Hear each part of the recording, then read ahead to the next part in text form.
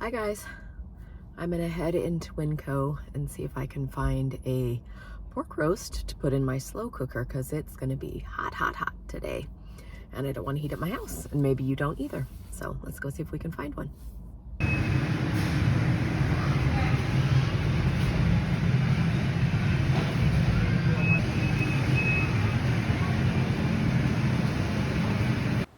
Hi guys, welcome back to CJ's Keto Kitchen.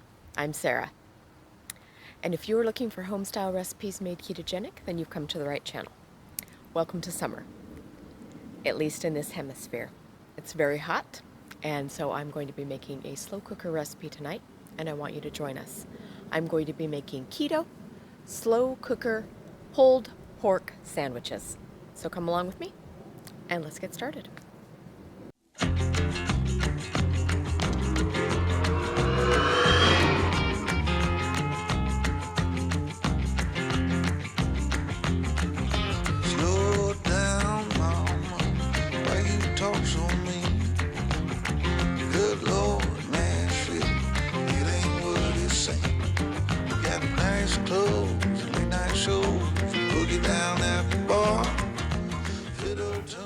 Okay, let's talk about what you're going to need tonight. So I have a pork shoulder or butt roast here, and mine is about 8 pounds. You can use, of course, whatever size that you would like, but pork shoulder is what is used traditionally for pulled pork, and that is what I have here. I have seasonings. I'm going to be using some Montreal steak, some garlic powder, some Worcestershire sauce. Now look at French.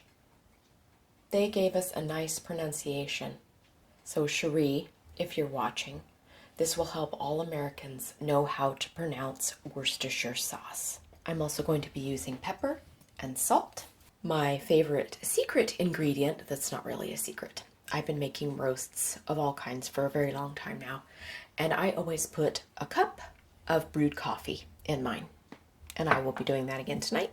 This is a slow cooker recipe, so I'm going to be using my slow cooker. If you don't have a slow cooker, of course you can do this in the oven, but the whole idea behind it is cooking it low and slow to make the pork very tender.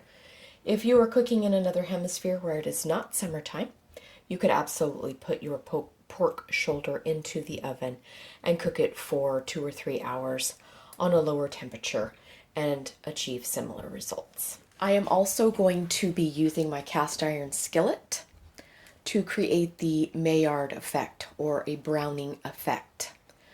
Maillard was a French physician who determined that browning your meat releases all of the flavor, and that is what I'm going to be doing before I put it in my slow cooker.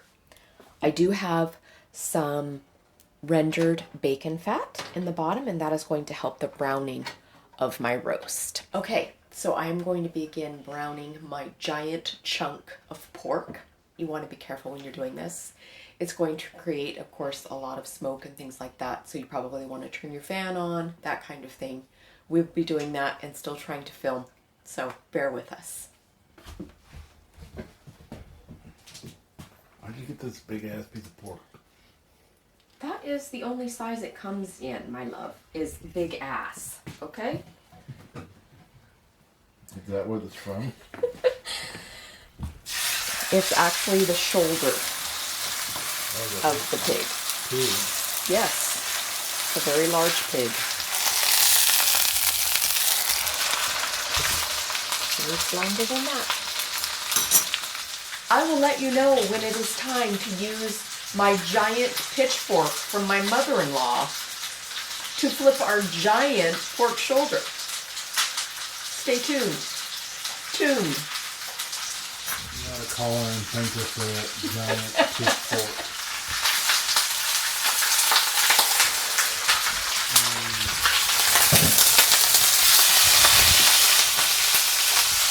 Are you ready for this? We are flipping carefully.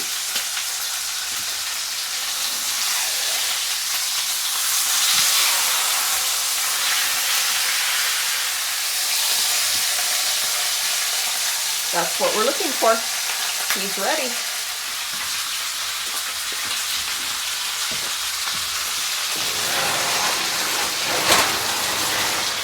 That's not gonna fit in there. You don't think so? No. I think it will. We'll see. You must not have done puzzles when you were small. What? You must not have done puzzles when you were a child. There's no way that big ass pork roast is gonna go in that hole.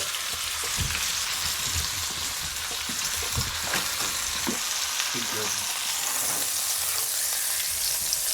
Go ahead and move it.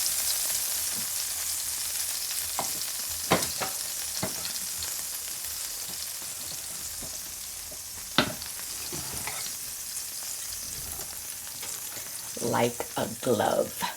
So I didn't do puzzles, but I have done a roast or two in my day. Like I said, a blind squirrel always finds a nut. So the first thing that I'm going to put into my slow cooker is the juices that I rendered when I browned my roast, because I want all of those meat juices and the flavors of the rendered bacon fat.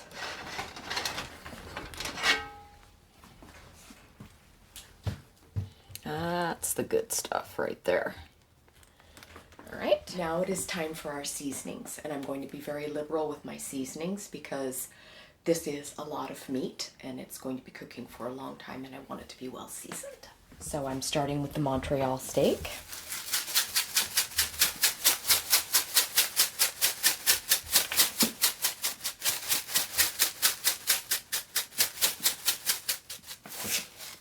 Okay, I'm going to be putting in my garlic powder.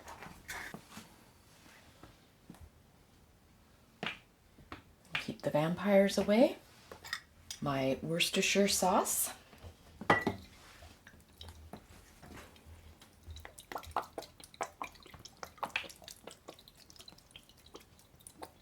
And then I'm going to be doing my salt and my pepper. Now there is a bit of salt and pepper in the Montreal steak, so I'm just giving a bit more pepper that is more finely ground. I will be salting some more at the end after it's time to pull the pork and just make sure that it tastes the way I want it to. Okay. And my final step before I put the lid on, and I also cover my slow cooker with a towel when I cook. That is just how I've always done it, but you can do it however you'd like. I'm going to pour in my cup of coffee. And I try and get it around the roast because I don't want to take off all the delicious seasonings that I used. So, as I said before, I'm going to cover it. I'm going to place a kitchen towel on top, and then I'm going to put it on low for about 8 to 10 hours, depending on the size of your roast. My roast is 8 pounds, so it will take about 8 hours. But if your roast is smaller, then you would go less time. And just keep an eye on it. You'll know when it's ready because it will start to fall apart and you will see the bones and things. So I will show you when that starts to happen. But I will see you in 8 to 10 hours.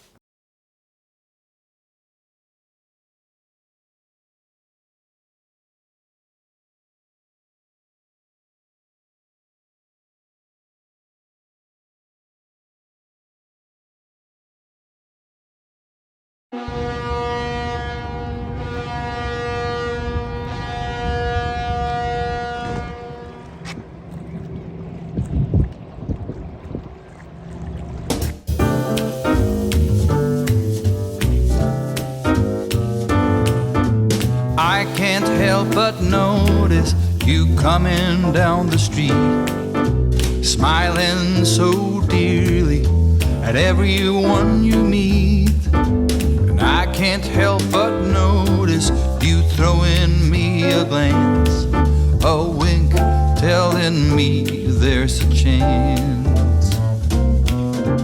I've just got eyes for you. I've just got eyes for you. No other could enchant me, darling, like you do. 'Cause I've just got eyes for you. I've just got eyes for you. Your sister says she loves me. wants to share my name. She spoke to Reverend Bixby. They've already set the date, so I'm working up the guts to tell her I'll never say I do, 'cause I've just got eyes for you. I've just got eyes for you. I've just got eyes for you. No other could enchant me, darling, like you do, 'cause I've just got eyes for you. I've just got eyes for you.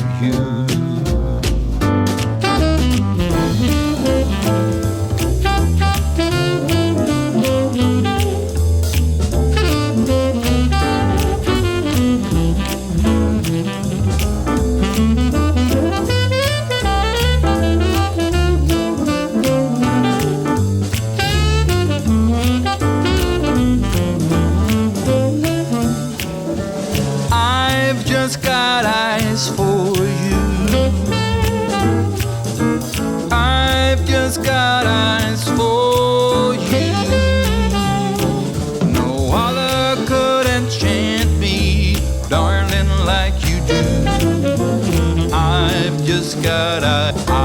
just got eyes for you. Welcome back. It has been 8 hours and now we are going to take a look at our pork and I will show you what is next. So I have turned off my slow cooker and as you can see it is starting to fall off of the bone. I'm going to go ahead and remove the pork onto another platter so that I can show you how I pull it or shred it.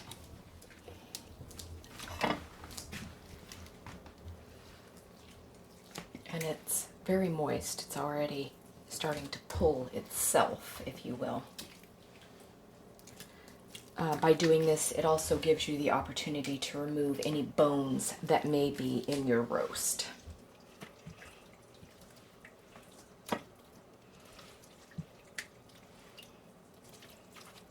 Left in the bottom of our slow cooker is juices, and I don't discard that. I leave that until later when I put my pulled pork away. I pour it over the top because it helps to enhance the juiciness when you're going to reheat it the next day. I have these handy shredders. They are not very expensive. I got mine on Amazon. In fact, I know somewhere we have a picture of CJ with these doing the Wolverine pose. That's quite hilarious. I'll have to see if we can find it. But it does help with the pulling of your pork. You can just use 2 forks. It doesn't matter. You can use your fingers if you want. It's your house. But I'm going to use these and I'm going to shred my pulled pork.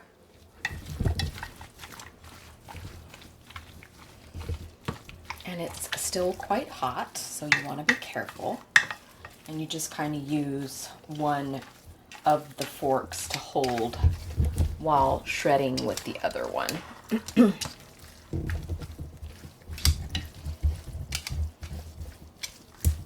And you still want to leave some texture. I know you're going to be, most of us are going to be using this for sandwiches, but what's wonderful about pulled pork is you can use it in so many ways, and that's why it's such a handy and economical meal to have in your back pocket. You can use this for tacos, you could make omelets out of it. There's all kinds of things that you can do. Okay, we are mostly pulled and shredded now, and I'm going to show you what sauce I'm going to put on mine. So there are several low-carb, no-sugar barbecue sauces now on the market. You can, of course, make your own, and we do have a recipe for that. But I don't have any made up right now, so I'm going to be using a commercial product. But I do like to add a little bit of vinegar to mine because I prefer a more vinegar-based sauce, but of course you do whatever you'd like to do. Some people like it a little sweeter, and I prefer it a little bit more vinegary. So I'm going to pour a little bit of low-carb barbecue sauce in a bowl and add a bit of vinegar to mine.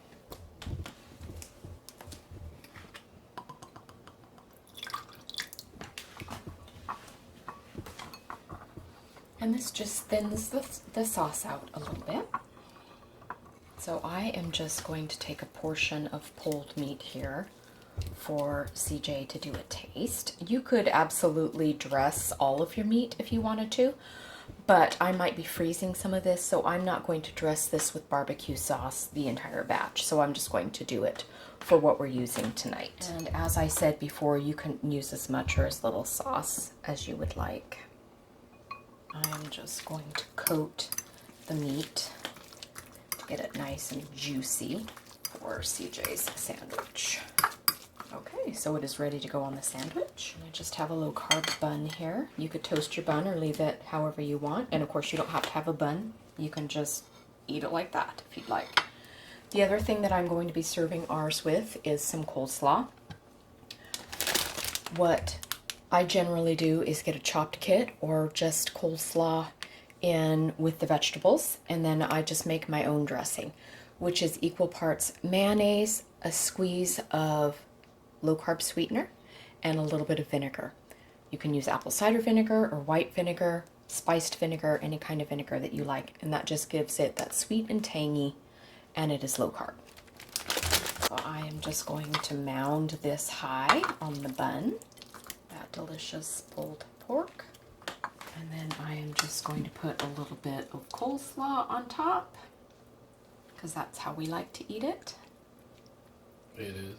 It is. That's how you're gonna eat it, buddy. Okay. And there it is. A slow cooker keto pulled pork sandwich. Okay, there it is. The keto pulled pork in the slow cooker, and it's been made into a sandwich, and CJ is gonna have a taste for us. Hi. Hi. All right, let's get to eating. So I was told that I like my pulled pork sandwiches with coleslaw on top of it. That is what's traditional. Okay, well, I was told that this is how I like them. You're gonna eat it and you're gonna like it, buddy. So, help me. Yes, you're so abused. All right, so it's a big sandwich. It's because you got a big mouth. That's really good. Good tender pork. And the coleslaw on top is good. Feels like I got stuff on the side of my mouth. That's what's supposed to happen when you eat barbecue. But anyway, really good. Thanks for making it.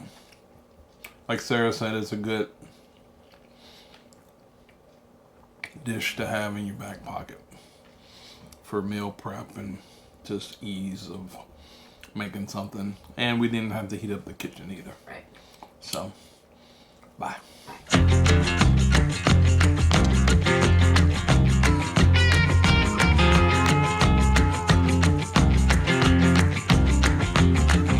Slow down, mama, why you talk so mean? Good Lord, Nashville, it ain't what it seems.